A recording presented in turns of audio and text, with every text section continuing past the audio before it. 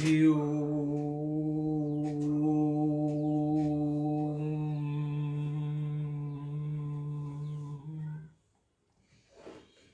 शुक्लां ब्रह्मविचारसार परमां आद्यां जगद्व्यापिनीं वीणा पुस्तकधारिणीं भयदां जड्यन्धकारापहां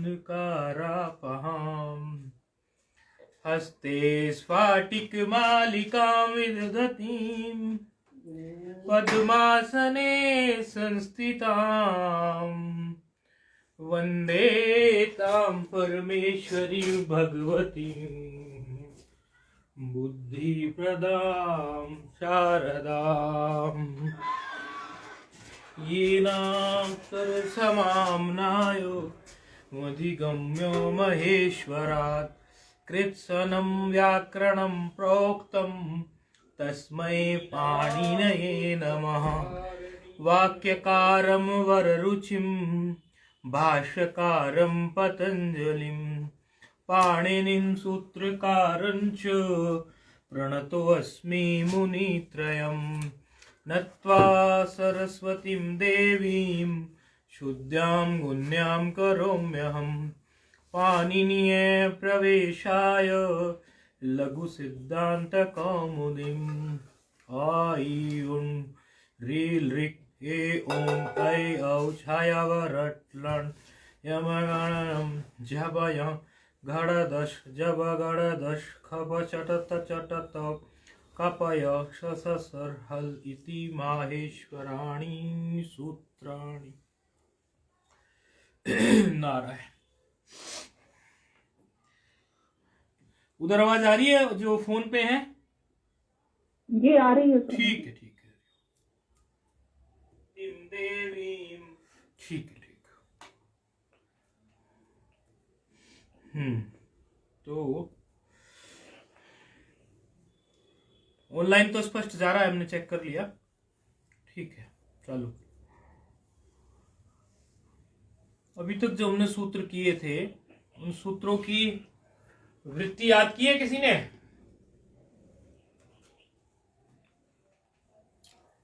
जो सूत्र हुए अभी उनकी वृत्तियों पे ध्यान दिया?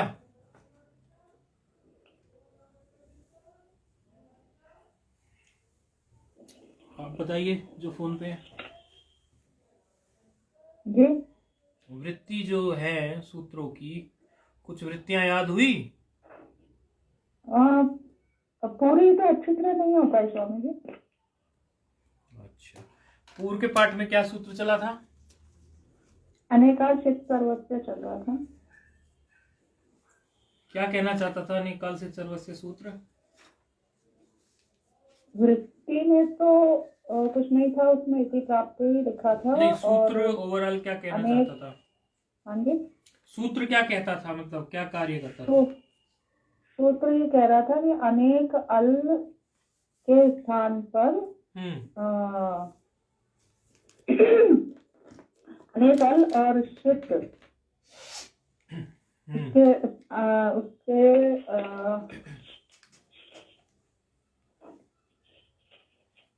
मतलब पूरे पद को इत हो जाए। पूरे पद को इत हो जाए? अच्छा ठीक है। इत का मतलब पूरा पद उड़ा दिया जाएगा फिर तो? नहीं, जो आदेश हो अनेकाल शित सर्वस्व, तो जो पूरे पद को ही आदेश हो, जो भी आदेश हो। और अलवंत से क्या कहता था? अलवंत से कहता था अंतिम अल के स्थान पर। क्या अंतर आया फिर? अंतर क्या आया? अलवंत से अंतिम अल के स्थान पर आदेश हो, ये कहता था। और इसमें अनेक अल मतलब सारे जितने भी अल हैं वो उसके समेत पूरे पद को लेकर आदेश हो। ठीक है। अच्छा, फिर एक और सूत्र पढ़ा था, सर्वत्र विभाषा, वो सूत्र क्या कहता था? हाँ, उसमें था सर्वत्र विभाषा गो है ना, तो सर्वत्र गो विभाषा शब्द गो। में हम्म जो भी मतलब उसमें वो नहीं होगा, गो शब्द वैसा ही रह जाएगा और जो भी उसमें आदेश होगा वो यथावत आ जाएगा। क्या मतलब होता है इस बात का व्याकरण की भाषा में? इसको उसकी वृत्ति के साथ प्रकृति भाव कहते हैं। प्रकृति भाव, ठीक। अच्छा, तो सर्वत्र विभाषा गो की क्या क्या कंडीशन थी, शर्त क्या थी, किस केस में ये सूत्र कार्य करेगा, कैसी सी कंडीशन हो, कैसी सी शर्त हो? उसमें हाँ नहीं, उसमें विकल्प में बताया था, एक प्रकृति मतलब यथावत रहेगा और एक में जिस तरह से भी जो बैठेगा वो वाला। ये तो सूत्र का कार्य है, सूत्र कार्य किस स्थिति में करेगा, मतलब ऐसी कौन सी स्थिति प्राप्त हो तब सूत्र कार्य करेगा, वो बताइए। ऐसी कौन सी स्थिति, गो शब्द जहाँ पे होगा वहां पे हो ये काम करेगा। केवल गो शब्द में के लिए बेसिकली, केवल गो शब्द में, और कुछ नहीं, और कोई शर्त नहीं है। नहीं, गो शब्द के साथ फिर ये विकल्प में कार्य करेगा, या तो ये प्रकृति भाव में रहेगा, एंगंत गो शब्द, ठीक, एंगंत गो शब्द, और वो भी पदांत में हो पूरे सूत्र, क्योंकि इस सूत्र में यही मुख्य बात है, इसीलिए पिछले पाठ में थोड़ा शास्त्रार्थ करके दिखाया था कि पदांते किम इत्यादि जो बताया था, एंगंतस्य किम, तो उसमें इनकी उपयोगिता बताई थी कि एंगंत भी क्यों होना चाहिए और पदांत भी क्यों होना चाहिए, दोनों की उपयोगिता दर्शाई थी। इसीलिए जब सूत्र का अर्थ करना हो या सूत्र के बारे में पूछा जाए, यदि सूत्र की वृत्ति बिल्कुल वैसी ही हमें स्मरण ना हो, तो अपनी भाषा में भी अगर हम उस वृत्ति को व्याख्या कर रहे हैं तो संपूर्ण अंगों की व्याख्या करनी चाहिए, ये नहीं कि ये छोड़ दे, क्योंकि सूत्र का जो रस है वही निकल जाता है। एंगंत अगर हट गया सूत्र में से, सूत्र बेकार हो जाएगा, पदांत अगर सूत्र में से हट गया, सूत्र बेकार हो जाएगा। तो एंगंत भी हो, पदांत भी हो, गो शब्द भी हो, और पर में क्या हो, ये तो पूर्व निमित्त हो गया। पर निमित्त क्या हो, पर निमित्त अत होना चाहिए। अत होना चाहिए। अत का मतलब क्या है, अत मतलब हर्षवाकार, हर्षवाकार, तपर हुआ है, ठीक है। ये सूत्रों की दोबारा से पुनरावृत्ति, मतलब फिर से पुनरावृत्ति करने का एक कारण है।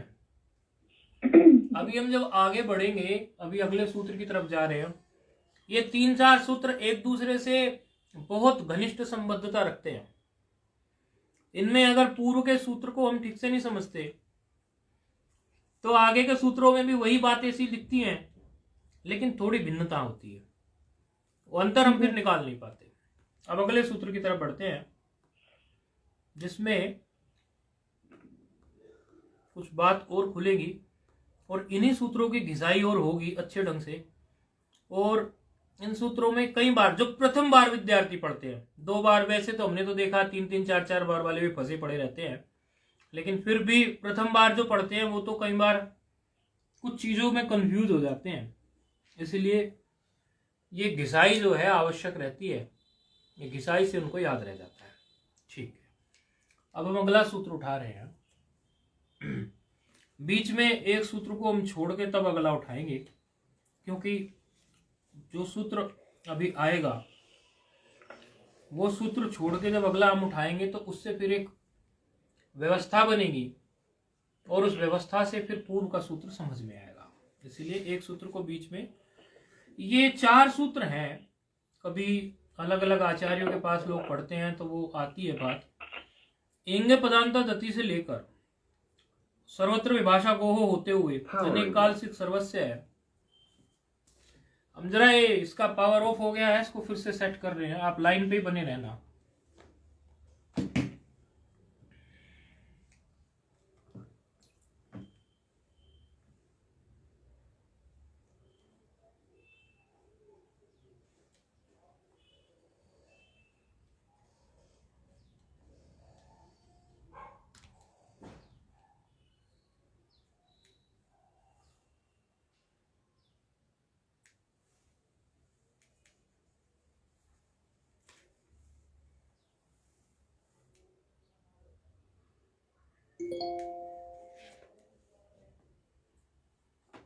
Bluetooth mode.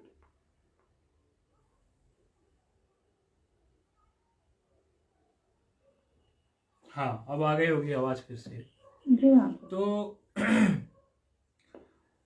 आगे के ये जो 4-5 जो सूत्र चलते हैं, सर्वत्र विभाषा गो हो, अनेकालसित सर्वस्य, गिच्छ, अवंग स्फोटायनस्य, ये सूत्रों में क्रम आगे पीछे करके भी आचार्य लोग पढ़ाते हैं,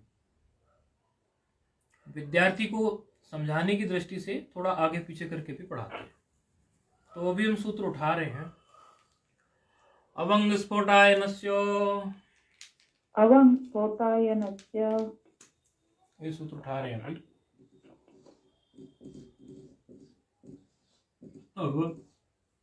अवंग, अवंग नहीं है, अवंग है क्योंकि हलंत है ये, और ये स्फोटायनस्य है।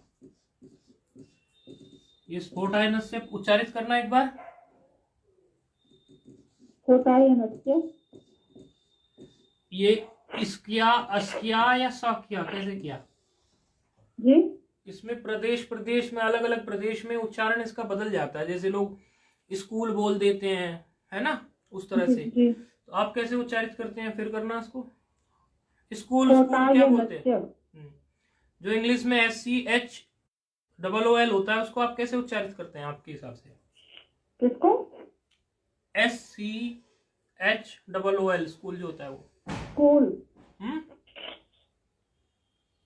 एक बार और करो। स्कूल। ठीक ठीक है। ये 6-1-123 है जी। सूत्र, और उसी परंपरा से पहले चलते हैं कि ये देखते हैं सूत्र में क्या पद हैं, कैसे हैं, कहाँ के हैं, और क्या ये कहना चाह रहे हैं। अवंग है एक पद, इसमें प्रथमा का है, प्रथमा एक वचन का है अवंग पद, और स्फोटायनस्य षष्ठी का है, षष्ट्यांत है, षष्ठी एक वचन। ये स्फोटायन एक ऋषि हुए हैं, पाणिनि जी के पूर्ववर्ती हुए हैं। और अच्छा, सूत्र में बताते हैं ये बात भी, इस सूत्र में इंपॉर्टेंट बात है ये भी बहुत। इस सूत्र में अनुवृत्ति जो आ रही है, एक तो पदांतस्य आ रही है एंग पदांतादति से, वही विभक्ति परिणाम होके आ रही है। उधर तो पदांतात था, पंचमी थी, इधर आके ये षष्टमी सप्तमी का खेल हुआ है। और एक एंग आ रही है, वो भी एंगा पदांतादति से आ रही है। और सर्वत्र विभाषा गोहो से गोहो आ रही है। ये इसमें अनुवृत्तियां हैं, अर्थात ये पद जो हैं अन्य सूत्रों से आ रहे हैं, क्योंकि इस सूत्र का अर्थ करने के लिए हमें लागू होगा। ये जो अनुवृत्ति का सिद्धांत पाणिनि जी ने बनाया, ये क्यों बनाया बता सकते हैं? चर्चा हो चुकी इस विषय में पहले। अनुवृत्ति का जो सिद्धांत है, एक पद यहां से लिया, एक पद वहां से लिया, एक पद वहां से लिया, सूत्र का अर्थ घटित कर दिया, क्या सिद्धांत है इसका, क्या बता सकते हैं?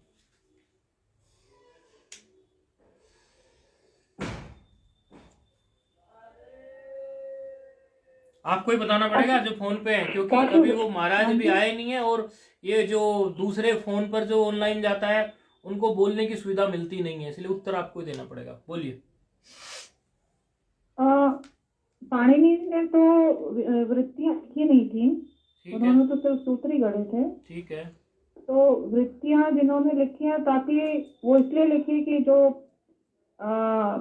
विद्यार्थी हो उसको समझने में आसानी हो, कुछ पकड़ पाए। नहीं, वो तो बात समझ गए हम, लेकिन जब हम सूत्र का अर्थ करते हैं तो सूत्र का अर्थ करना तो पाणिनि जी के समय पे भी सूत्र का अर्थ करना तो सिखाते ही रहे होंगे। वृत्तियां तो वरदराजाचार्य ने लिखी, लेकिन पाणिनि के समय पे भी तो सूत्र का अर्थ करना सिखाते होंगे। सूत्र का अर्थ करने के समय पे हम करते क्या है, दूसरे सूत्रों से, सूत्रांतर अनुवर्तनीय के सिद्धांत से हम वहां से जो है कुछ पद उठा के ले आते हैं। तो इसका लाभ क्या होता है?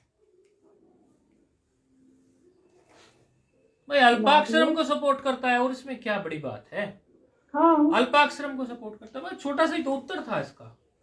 ध्यान उस तरफ जाए इसलिए हमें बोलना पड़ता है, क्योंकि कई बार छोटी छोटी बातें ही नहीं पकड़ में आती। अल्पा सूत्र का सिद्धांत है ना ये। हम ब्रह्म सूत्र भी पढ़ते हैं और किसी का मैसेज आया ऑनलाइन वालों का, एक सेकंड हम देख लें। सूत्र से संबंधित कुछ पूछना चाह रहे हैं, फिर बताते हैं। आपकी अभी के सूत्र में कुछ अस्पष्टता को स्पष्ट, अच्छा वो उसका उत्तर दिया है जो हमने प्रश्न पूछा। हाँ, तो अल्पाक्षरम को तो सपोर्ट करना ही है ना, नहीं तो एक ही सूत्र में होगा क्या। सूत्र का लक्षण क्या है, सूत्र का लक्षण याद किया आपने? अल्पाक्षरम असंदिग्धम सारवत विश्वतोमुखम। अब योग सूत्र में भी सूत्र है और हमारे ब्रह्म सूत्र में भी सूत्र है, तो हमें ये तो पता हो सूत्र चीज क्या होती है भाई। जिसमें अल्पाक्षरम हो, असंदिग्ध हो, सारवत हो, विश्वतोमुखम हो, अस्तोभम, अनवद्यम, ये सब गुण जिसमें होते हैं उसको सूत्र कहते हैं। तो सूत्र में जो अल्पाक्षरम है, उस अल्पाक्षरम को सपोर्ट करने के लिए कुछ तो कार्य उन्होंने किया। तो ये कार्य उन्होंने ये किया कि जो जो पद बार बार प्रयोग में आ सकते थे उसे किसी एक जगह पे रख दिया और बार बार वहां से अनुवृत्त करके उनको उठा के ले लेते हैं। ये है। चलो, स्फोटायन एक ऋषि हुए, पाणिनि जी के पहले हुए और ये स्फोट तत्व के अच्छे ज्ञाता माने गए। स्फोट तत्व सुनते तो है, पता होता नहीं क्या स्फोट तत्व, तो थोड़ा सा बता देता हूं। अधिक विस्तार में तो इसका भी शास्त्र पूरा पढ़ना पड़ेगा। वाक्यपदीय व्याकरण का भी एक ऐसा विस्तार है कि व्याकरण से भी मोक्ष है। ये बात जब हम शुरू में आए थे, हम व्याकरण पढ़ने लगे थे, तो हम ये समझते थे कि ये ऐसी कैसी बात कही, लेकिन जब हम गंभीरता में गए तो हमें पता चला इस व्याकरण क्या कहता है। शब्द नित्य है और नित्य शब्द के लिए ही वो स्फोट बोलता है, स्फोट शब्द। तो उसी के वो स्फोटायन ऋषि उस शब्द की नित्यता को लेकर और फिर सारी सृष्टि का निर्माण वहीं से हुआ है, उसी एक नित्य शब्द से, नित्य ध्वनि से। तो उस नित्यता के और वो कैसे सृष्टि का विस्तार इत्यादि हुआ, वो जो स्फोट है उसको स्फोट बोलते हैं। उस चीज के लिए ही वो स्फोटायन नाम के नाम से स्फोट है उसका, या स्फोट के नाम से स्फोटायन ऋषि है। तो बिग बैंग थ्योरी भी बोलते हैं। हाँ, बिग बैंग थ्योरी जो इंग्लिश वाले बोलते हैं, नहीं वो अलग है। वो चीज पर मुझे कुछ पता भी याद नहीं है ज्यादा, लेकिन वो अलग है। तो वो जो स्फोटायन ऋषि हैं, उन्होंने वो उसके बहुत बड़े ज्ञाता थे। इस पर कुछ शास्त्र हैं व्याकरण में। जो लोग व्याकरण की दृष्टि से गंभीर और जाना चाहते हैं वो लोग वाक्यपदीय इत्यादि पढ़ेंगे या और उत्तर ग्रंथ पढ़ेंगे बहुत सारे, वहां फिर गंभीर चर्चा होती है। क्योंकि ये तो 1275 सूत्र की लघु सिद्धांत कौमुदी तो पाणिनीय प्रवेश आए है ना, खाली उसमें प्रवेश मात्र है, बाकी तो आगे फिर है बहुत सारा कुछ। तो वो स्फोटायन ऋषि उन सब चीजों के बड़े ज्ञाता हुए, तो उनके मत को लेते हुए उनका भी ये सूत्र है। पाणिनि जी की ये विशेषता देखने में आई प्राय कि वो जो भी ऋषि की कोई बात चलती है, जैसे हमने लोपा शाकल्यस्य पढ़ा था, तो शाकल्य ऋषि के मत में जो बात होती थी लोप शाकल्यस्य सूत्र में आ गई। इसी तरह अब यहाँ पर अवंग स्फोटायनस्य में कुछ स्फोटायन ऋषि कुछ बात कहना चाहते हैं, तो पाणिनि जी उनको भी स्वीकार कर रहे हैं। ऐसा नहीं कह रहे पाणिनि जी की जो मैं कह रहा हूं वही सत्य है। वो कहते हैं एक विकल्प उनको भी दे देंगे, उनके पक्ष में भी रूप सिद्धि कर देंगे, हमारे पक्ष में जो सूत्र करना चाहिए कार्य वो भी करवा देंगे, लेकिन उनके पक्ष को भी हम स्थान दे देंगे। इसीलिए ये सूत्र पाणिनि जी की अष्टाध्यायी में बड़े सम्मान से रखा हुआ है, इसको कोई बाहर नहीं निकाला गया। उन्हीं 4000 सूत्रों में ये भी आता है अवंग स्फोटायनस्य। अच्छा, ये तो थी सामान्य सूत्र की ऊपरी बातें जो सामान्य व्यक्ति भी सुन सके। अब आती है बात ऐसी कि जो अब गंभीरता की तरफ चलते हैं अपने सूत्र के माध्यम से। अवंग स्फोटायनस्य करता क्या है, तो वृत्ति पे ध्यान देंगे इसकी। पदांते एंगंतस्य गौरवंग व स्यादचि, पदांते एंगंतस्य गौरवंग व स्यादचि। इसमें अभी बहुत बढ़िया चीज देखने को आएगी। मैं इसकी हिंदी बताने जा रहा हूं सूत्र की। पदांते तो पदांत में, एंगंतस्य यानी एंगंत के स्थान पर, गौरवंग गो जो है वो गौरवंग यहाँ पे भी षष्ठी है, तो वो उसका उसी के साथ एंगंतस्य के साथ जोड़ के बोलेंगे तो कैसे इसका अर्थ निकलेगा। और स्याद अची यानी कि अच परे रहते कुछ बात कही है। पदांत में जो एंग गो शब्द हो उससे अच परे हो तो, पदांत में एंगंत गो शब्द हो और उससे अच परे हो तो विकल्प करके अवंग आदेश हो जाए। अब मुझे आप ये बताओ कि ये सूत्र जो है ये कह रहा है कि पदांत गो शब्द हो, एंगंत हो और उससे परे अच हो, उसको अवंग आदेश हो जाए। ये किसके जैसा सा सूत्र लग रहा है सुनने में? अभी पूर्व के पढ़े हुए सूत्रों को देखते हुए किस सूत्र सर्वत्र विभाषा गो जैसा लग रहा है कि नहीं लग रहा है? उसमें क्या उसी के जैसा है कि नहीं है? जी हाँ, बिल्कुल उसी के जैसा है। बस इसमें क्या अंतर पड़ा, मैं सूत्र की वृत्ति देखकर अंतर थोड़ा कोशिश करो खोजने की, मैं तो बताऊंगा ही, लेकिन अपने से भी बुद्धि शार्प हो जाए तो अच्छा ही है। देखो अंतर क्या पड़ा दोनों में, बारीक ही अंतर है, ज्यादा अंतर मतलब बहुत बड़ा वो नहीं है कि बहुत सारे अंतर है, वह बिल्कुल थोड़ा ही अंतर है। तो थोड़ा बारीकी से देखो, पदांत भी वैसा ही है, एंगंत भी वैसा ही है, गो शब्द भी वैसा ही है कि नहीं है? और विकल्प वहां भी है, सर्वत्र विभाषा गो हो, है कि नहीं विकल्प वहां भी? जी। अच्छा, तो फिर यहाँ अंतर क्या पड़ गया? वहाँ पे अत परे था ऋत्व अकाल, तो यहाँ और पर यहाँ पे अवंग दिया है। नहीं, अवंग तो आदेश है, अवंग तो आदेश है। यहाँ अच्छा, पहले अच्छा, तो हम निमित्त की बात कर रहे हैं ना, कार्य तो बाद में जी देखेंगे। जी जी जी। वहां पर अत परे था, यहाँ पर अच परे है।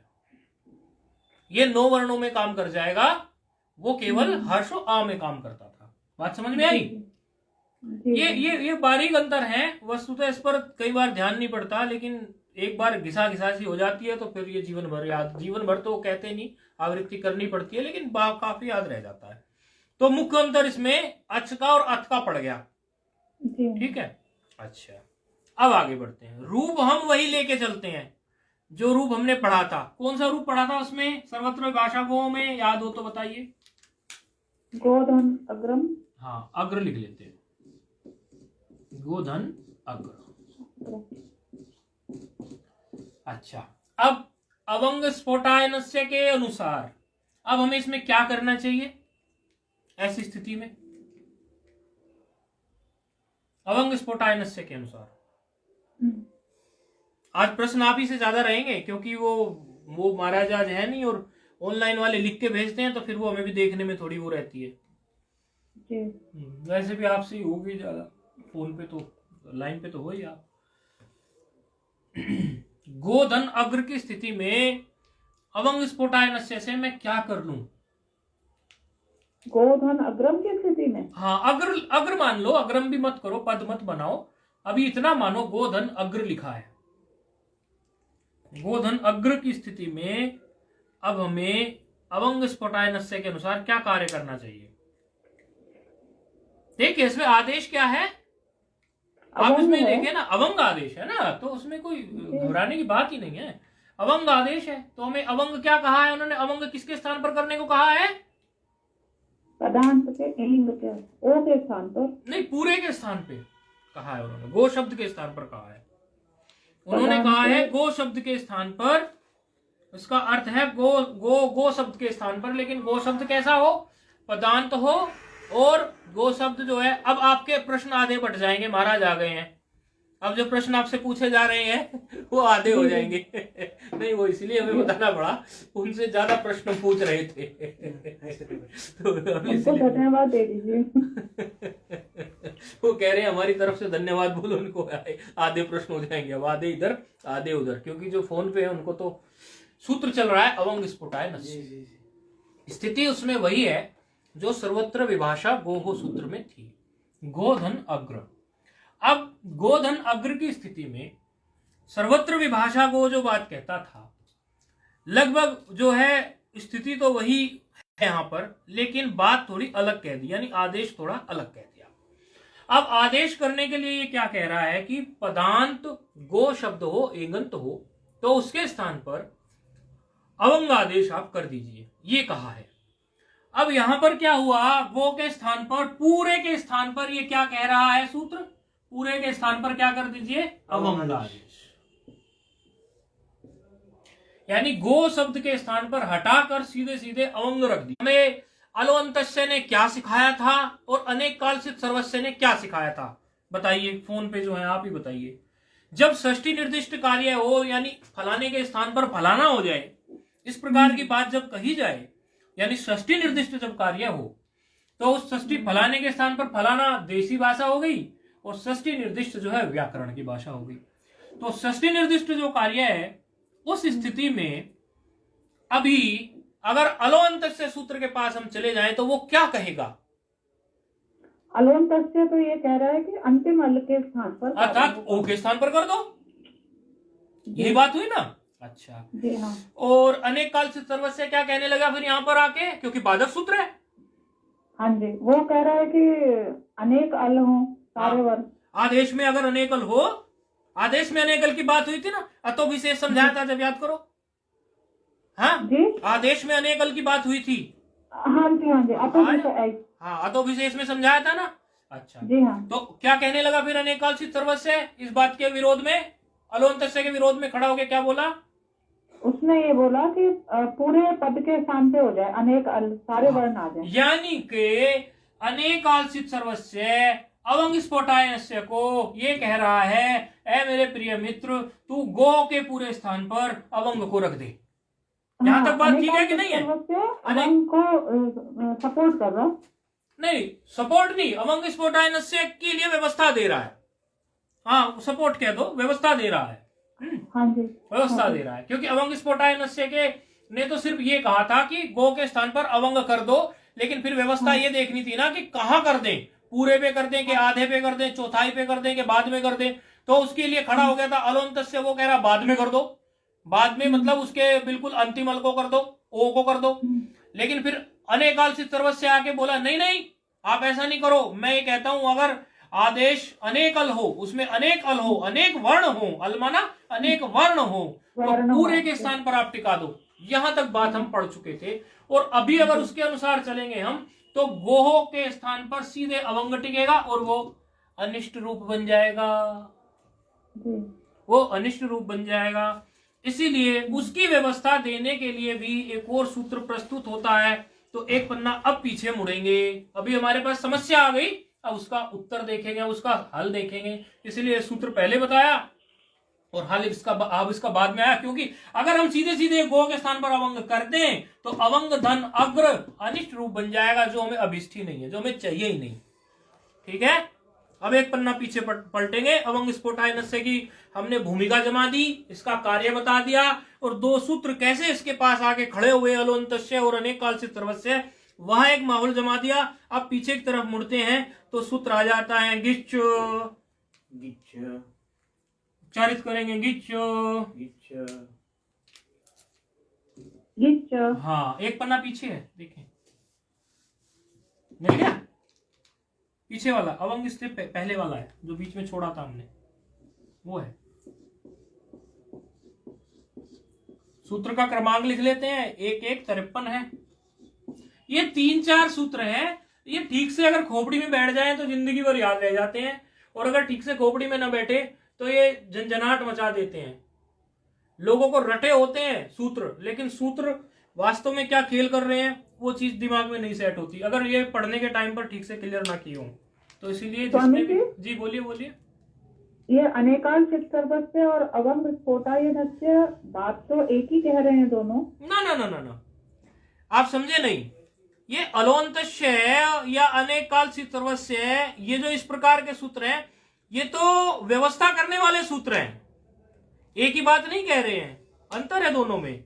अनेक काल, हाँ अनेकाल सिद्ध सर्वस्य और अवंग स्फोटायनस्य, वो जो आप कह रहे हो ना कि अवंग स्फोटायनस्य, और ये एक ही बात कह रहे हैं, उस पर आप ये ध्यान दीजिए कि अनेक काल सिद्ध सर्वस्य कार्य क्या करता है और अवंग स्फोटायनस्य कार्य क्या करता है। थोड़ा ये देखो, सूत्र कितने प्रकार के हैं उस पर दृष्टि डालो तुम, और उसमें से ये कौन से प्रकार का सूत्र है। अवंग स्फोटायनस्य विधि सूत्र है, और अनेक काल सिद्ध सर्वस्य परिभाषा सूत्र है। परिभाषा सूत्र विधि सूत्र का सहायक सूत्र होता है, उसको व्यवस्था देने के लिए, क्योंकि परिभाषा सूत्र की क्या लक्षण है, याद है? कुव्यवस्था में सुव्यवस्था स्थापन करना, ये है कि नहीं परिभाषा सूत्र का? तो अभंग स्फोटायन से एकदम स्वतंत्र सूत्र है, लेकिन उसकी स्वतंत्रता से भी उसका काम नहीं चल रहा है। उसने तो सिर्फ इतनी बात कह दी कि अगर ऐसी स्थिति हो, पदांत एगंत गो आपको मिल जाए और उससे पर में अच मिल जाए, तो आप अवंग आदेश कर दो। लेकिन समस्या यहां पर यह खड़ी हो गई कि अवंग हम कहां करें? तो उसके लिए पाणिनि जी ने दो सूत्र बनाए हुए हैं, एक अलो अंतस्य बनाया हुआ है और एक बनाया हुआ है अनेक कालचित सर्वस्य। अब कुछ बात थोड़ी आई समझ में किस प्रकार कह रहे हैं? वो व्यवस्था देने वाले सूत्र हैं, परिभाषा सूत्र हैं। अलोन सत्य भी ये है व्यवस्था आप ही देखिए ना, व्यवस्था दे रहा है कि क्या कर रहा है? आप स्वयं से पहचानना सीखे, क्या कर रहा है? व्यवस्था दे रहा है कि नहीं दे रहा है? सुधि उपास्य में व्यवस्था लाके खड़ी की थी कि नहीं की थी? जी बस तो फिर ऐसे ही समझना है हमें सूत्र पढ़ने से, उसकी रूपरेखा देखने से यह अंदाजा हो जाए कि ये सूत्र अब किस कैटेगरी में जाएगा। क्या ये सूत्र संज्ञा सूत्र है? क्या ये सूत्र विधि सूत्र है? क्या ये सूत्र परिभाषा सूत्र है? क्या ये सूत्र अतिदेश सूत्र है? क्या ये सूत्र अधिकार सूत्र है? ये हमें समझ में आ जाए। तो जब हम इसके बाद सिद्धांत कौमुदी पढ़ेंगे तो हमारे कॉन्सेप्ट सारे क्लियर होंगे। वस्तुतः देखने में यह आता है, यहाँ पर सिद्धांत कौमुदी पढ़ते हैं लोग, लेकिन लघु क्लियर ना होने की वजह से सिद्धांत में फंसते हैं। वो जिसने लघु अच्छे से क्लियर कर ली 1275 सूत्रों में, ये जो छोटी छोटी बातें हम घिसवा रहे हैं, ये अगर खोपड़ी में ठीक से जम गई तो भविष्य में यदि आप सिद्धांत कौमुदी पढ़ेंगे तो सिद्धांत कौमुदी में आपको हमारी याद आएगी कि ये हमारी चीज पक्की है। क्योंकि ज्यादातर ऐसे कर जाते हैं लघु को, फिर वहां दिक्कत खड़ी होती है। तो इसीलिए ये सारी चीजें क्लियर होनी चाहिए कि क्या सूत्र क्या कार्य कर रहा है और किस कारण से क्या कार्य कर रहा है। तो अब अगला सूत्र हमारा आ गया ये गिच। पहले इसमें हम क्या देखते हैं, हमारा वही कि इसमें पद क्या है। तो ये गित है और गित और चा, दो पद है इसमें, ठीक है ना?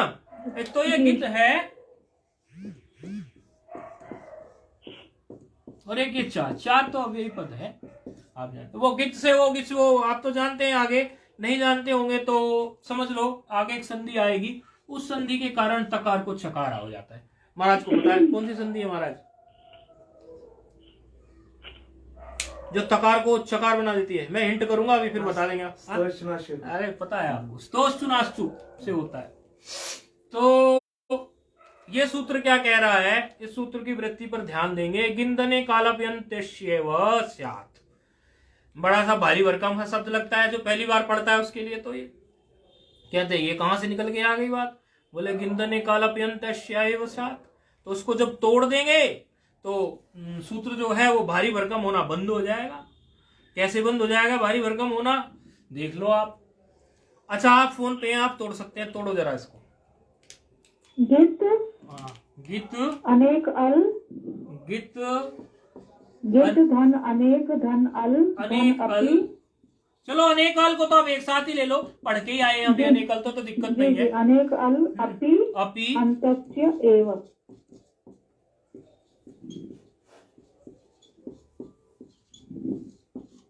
तो क्या हुआ इसका अर्थ? फिर जब आपने तोड़ दिया तो अर्थ करने में आपको क्या दिक्कत भला? अर्थ भी करके दिखा दो। नहीं अब तोड़ दिया तो जो तोड़ सकता है वो अर्थ भी कर सकता है। करिए करिए, शाबाश, बहुत बढ़िया किया आपने।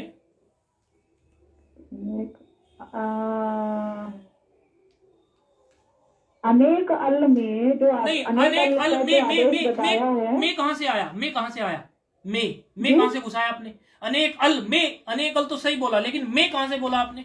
मैं कहां लिखा इसमें? गित अनेक आल काल अपि। हाँ, तो अपि का मतलब मैं होता है क्या?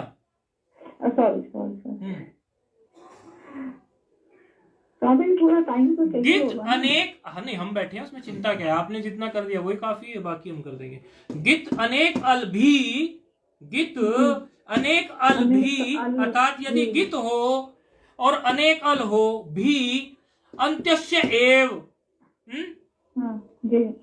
कहने का तात्पर्य इनका ये है कि यदि कोई आदेश गित हो अर्थात उसमें गकार इत हो, गित का मतलब क्या है?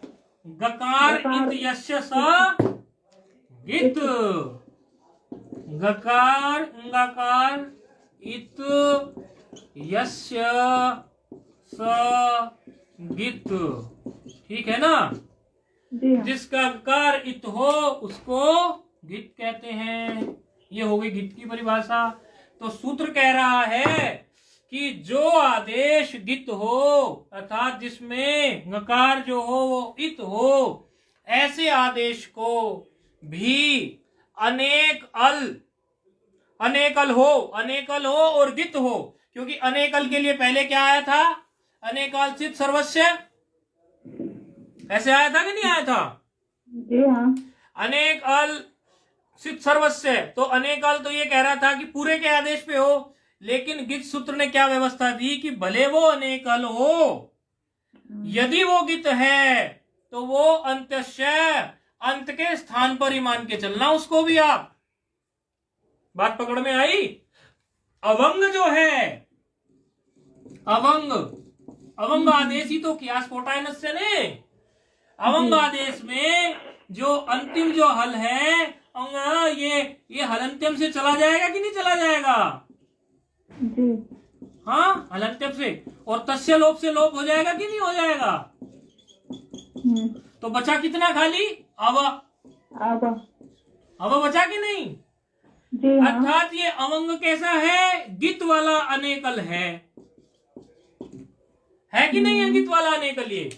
जी हाँ। अवंग जो है उसमें, क्योंकि बाद का ये जो अंग है, ये जो ऑनलाइन देख रहे हैं उनके लिए सर्कल खींच रहा हूं, ये गित है। गित क्यों कहा गया? क्योंकि इसका अंगकार ये इत हो रहा है। अगर ये श होता तो उसको शित बोलते, अगर यही अंतिम जो है ये टा होता तो उसको टित बोलते, अगर ये मा होता तो उसको मित बोलते, अगर ये पा होता अंत वाला तो उसको पित बोलते। तो समझ आ गया आप लोगों को क्यों हमने ऐसी भाषा क्यों प्रयोग की? तो ये अवंग जो है ये गित है। समझ आ गया गित क्यों बोलते हैं अवंग को? आपको समझ आ गया तो फोन पे है? जी जी। ठीक है। अब इसमें जब ये गित है, भले ये अनेकल भी हो, यदि गित हो तो ये कैसे कार्य करे? अंतिम वर्ण के स्थान पर ही हो, ये कह रहा है सूत्र। स्वामी जी एक शंका है। हाँ, अलोन्त्यस्य और ये एक ही कार्य हो रहे दिखाई दे। बिल्कुल। लेकिन अलोअंतस्य क्या कार्य कर रहा है? अलोअंतस्य कर रहा है सभी के लिए, लेकिन ये कर रहा है केवल गकार, जिसमें गकार हो। अलोअंतस्य तो का क्षेत्र तो व्यापक है। एक तरह से कहो तो ये उसका वो हो गया ना, अपवाद। जी जी जी। बाधा उसका अपवाद सूत्र हो गया अलोअंतस्य का। यदि कोई ये पूछने लगे भविष्य में हमसे कि भाई कैसे कैसे क्रम बनाना है, तो उसका क्रम बनाएंगे ऐसे ऐसे। देखो तो सबसे पहले अलोअंतस्य पढ़ा हमने, उसके बाद हमने पढ़ा अनेकालसित सर्वस्व। अलोअंतस्य को काट गया अनेकालसित सर्वस्व, अनेकालसित सर्वस्व काट गया, अनेकालसित सर्वस्व को भी ये काट गया, किच्छ काट गया। तो एक दूसरे को काट ही रहे हैं। क्योंकि उनका एरिया अलग अलग हो रहा है और काम इसने वही कर दिया। वैसे भाई काम उसमें, बस शर्त इसने एक अलग क्या लगा दी कि उसमें अंत में अंगकार होना चाहिए अवंग में। तो ये केवल गित के लिए ही बनाया सूत्र, इसलिए सूत्र का नाम भी पाणिनि ने ऐसे ही रखा गिच्छ, क्योंकि बनाया ही है गित के लिए। अच्छा, फोन पे जो है उनको समझ में आ गई ये बात जो इतनी चर्चा हुई? रिपीट कर दीजिए स्वामी। ये कह रहे हैं कि काम तो इसने भी अलोअंतस्य जैसे ही कर दिया, यानी अंतिम अल के स्थान पर ही हो रहा है ये भी। मैंने कहा अवश्य ये अंतिम अल के स्थान पर हो रहा है, लेकिन किस केस में? जब आदेश गित वाला हो। हाँ जी, ये अपवाद सूत्र हो गया। हाँ, ये एक दूसरे के अपवाद सूत्र है, इनका क्रम पूरा बन जाता है अपवाद का। भाई अलोअंतस्य को काटा, फिर उसने काटा, ऐसे काटते चले जाते हैं। लेकिन इन सूत्रों को क्रम से समझ लेना चाहिए। वो बता दीजिए। क्या जो आपने सीक्वेंस बताया ना इस बात के बाद, जैसे अलोअंतस्य है, अलोअंतस्य हमने पढ़ा। अलोअंतस्य क्या कह रहा था? अंतिम अल पे कार्य करो, षष्ठी निर्दिष्ट कार्य हो और अंतिम अल के स्थान पे करो, यानी जो अंतिम वर्ण हो उसका अंतिम अल हो। अल में सारे वर्ण आ गए ना, इसलिए वर्ण बोल दो चाहे, उसके स्थान पर आप टिका दो जो भी है। अनेकालसित सर्वस्व आगे कहने लगा नहीं भाई, वो तब तक तो ठीक है जब आपका एक वर्ण ही हो आदेश में, अधिक वर्ण ना हो, यानी अल केवल एक हो। यदि अनेक हो गए, एक से ज्यादा हो गए, 2-3 वर्णों वाला कुछ आदेश तुमने कर दिया, तो उसको आप अंतिम के स्थान पर नहीं कर सकते, पूरा पद हटाना पड़ेगा, तब टिकाना पड़ेगा अनेकालसित सर्वस्व। तो उसका उदाहरण हमने बता ही दिया था आपको, अतो विशेष में सिखाया था।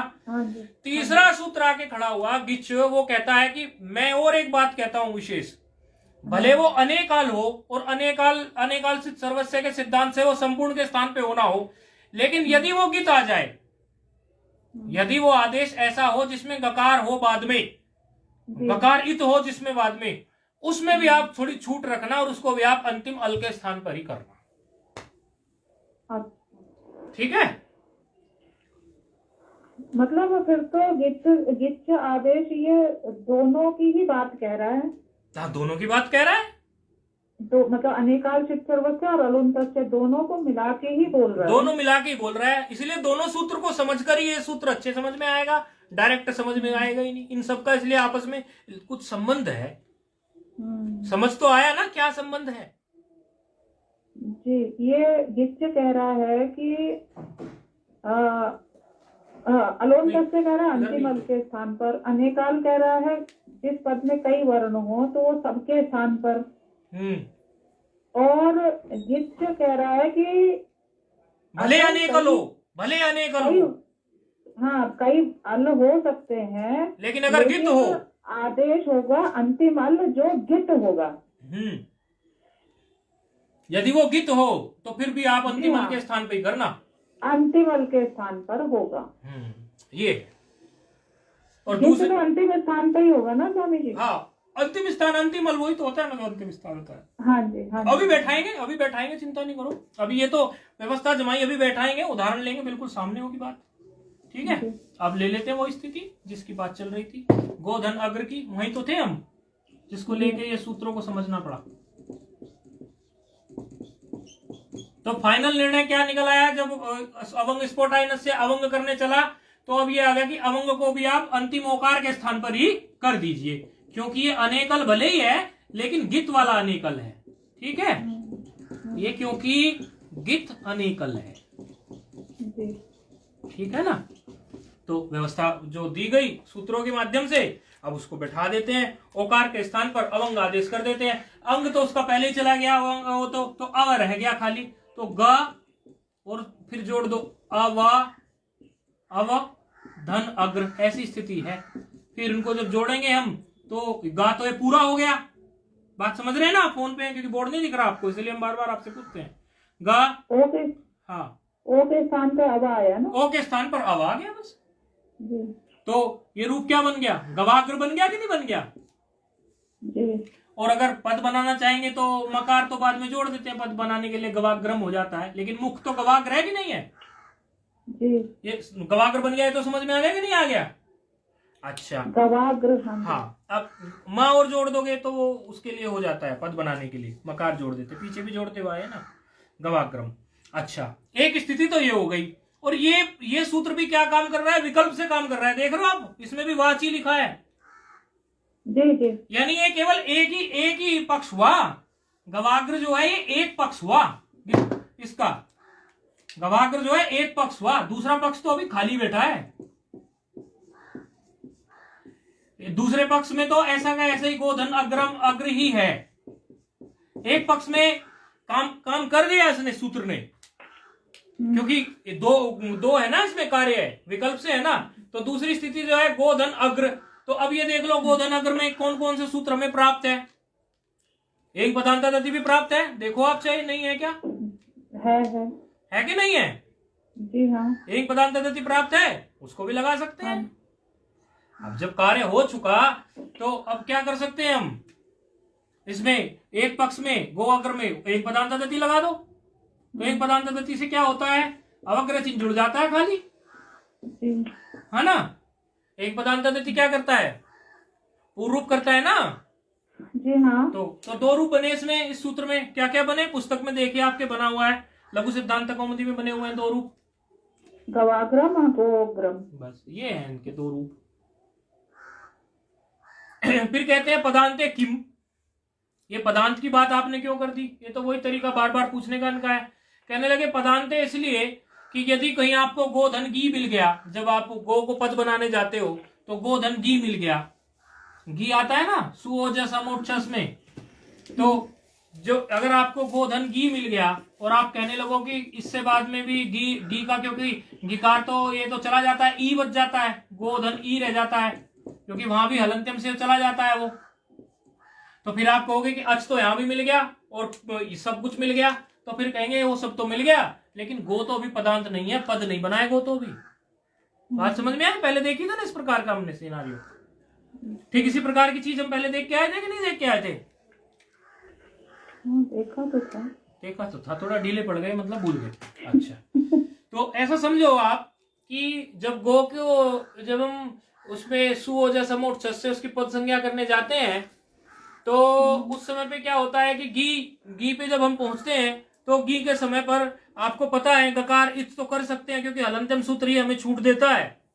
ये बात तो पता है ना आपको? जी हाँ। तो उस स्थिति में क्या करते हैं हम, तो खाली इकार रह गया, और इकार क्या है? अच। अभी हाँ। अच पर में मिल गया कि नहीं मिल गया? हाँ जी। अच्छा, अच पर में मिल गया, और अच पर में मिलने पर इधर जो है गो शब्द भी मिल गया, एंगंत भी मिल गया, हाँ। तो सूत्र लगना चाहिए। लेकिन कौन चीज रोक देती है? पदांत नहीं है, अभी ये पद नहीं बना। सप्तमी विभक्ति में गी होता है ना? हाँ जी हाँ जी हाँ जी। हाँ, तो वो जो गी है उसका ई बचा, इधर अच मिल गया, और गो है, तो गो इधर एंगंत भी है और गो शब्द भी है, लेकिन पद नहीं है।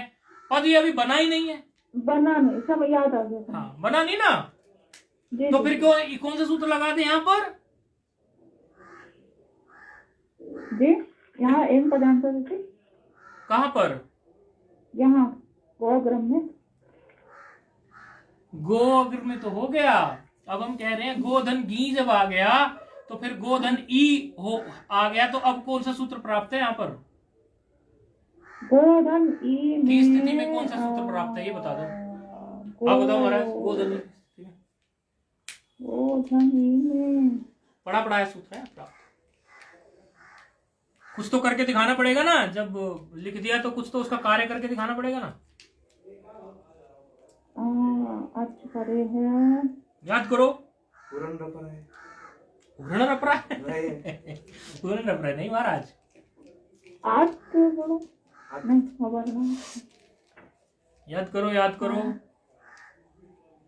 ऐसे तो सूत्र पक्के होते हैं, नहीं तो ये होता है आगे का पार्ट पीछे का सपाट, आगे पार्ट चलता है पीछे का सपाट होता है। सूत्र पीछे पक्के करते चलना। स्वामी जी वाला एचो या वाया। हाँ बिल्कुल सही। तो ओ के स्थान पर क्या करते फिर? ओ के स्थान पर आए। आए, आव आव आव, आओ। आव, आव ये अब आव नहीं आव आव। एक डंडा ज्यादा खींच दिया। चलो आव आव। हाँ, तो क्या बन गया? गवी बन गया नहीं बन गया? जी जी। बस ये इस तरह से इसका कार्य हुआ। अच्छा, अब एक बात थोड़ी सी इसमें सोचने की है, जो है तो विशेष विचार की बात है, अर्थात जो प्रथम बार पढ़ते हैं वो लोग इस पर कई बार विचार नहीं करते। कई बार हमारे स्वामी जी तो ये बात बोलते भी हैं कि लघु ही तो है, लघु को दीर्घ मत बनाओ। लेकिन चूंकि आप लोग ठीक ठाक विचारक हो, तो मैं सोच रहा हूं कि कुछ मिनट भी बची है, क्यों ना उस पक्ष को उठा लिया जाए, उठा दें थोड़ा सा, उससे और क्लियरिटी बनेगी। हमने अभी तक ना ये 3-4 सूत्र पढ़े हैं। आप जरा अपनी अपनी लघु की पुस्तक में दृष्टि डालेंगे, इन 3-4 सूत्रों में कौन सूत्र किस सूत्र का अपवाद बन सकता है, जरा विचार करो। क्योंकि अपवाद सूत्र कैसे बनता है ये बात आप जानते हैं। अपवाद सूत्र किसको बोलते हैं, किस कारण से बोलते हैं, ये आप बात जानते हैं। क्योंकि अगर आपके सामने किसी ने सूत्र वूत्र कुछ नहीं, सिंपल आप सड़क पे जा रहे हैं और उसने आपको पकड़ लिया, वो कहने लगा व्याकरण पढ़े हो? बोले हाँ। तो गोधन अग्र में एक स्थिति दे रहा हूं, ये बताओ उसमें कौन सा सूत्र पहले कौन सा बाद में, क्यों पहले क्यों बाद में लगेगा, ऐसी कुछ बात उसने प्रस्तुत कर दी। कोई विचारक मिल सकता है? तो आप क्या बोलेंगे फिर, क्या उत्तर देंगे? गोधन अग्र उसने आपको एक बस रूप दे दिया, आप बताओ सूत्र तो है, कई है, लेकिन कौन सूत्र कैसे लगेगा, कौन पहले आके खड़ा होगा, ये थोड़ा निर्णय होता है उसी बात से कि अपवाद इत्यादि से। तो थोड़ा देखो तो जरा अपनी अपनी पुस्तकों में गोधन अग्र की स्थिति, केवल गोधन अग्र। सारे सूत्र आप पढ़ चुके हो अभी तक जो ऐसी स्थिति में कार्य करते हैं, यानी आप जो है अवंग स्फोटाय नस्य तक के सूत्र पढ़ चुके हैं, और अब आपको एक स्थिति दी जा रही है गोधन अग्र। इस स्थिति में आप किस सूत्र को पहले प्रस्तुत करा देंगे, किसको बाद में प्रस्तुत करेंगे? थोड़ा सा दिमाग लगाएंगे। लगेगा। चलो मान गए, आगे बढ़ो। जी। अब आगे बढ़ो। फिर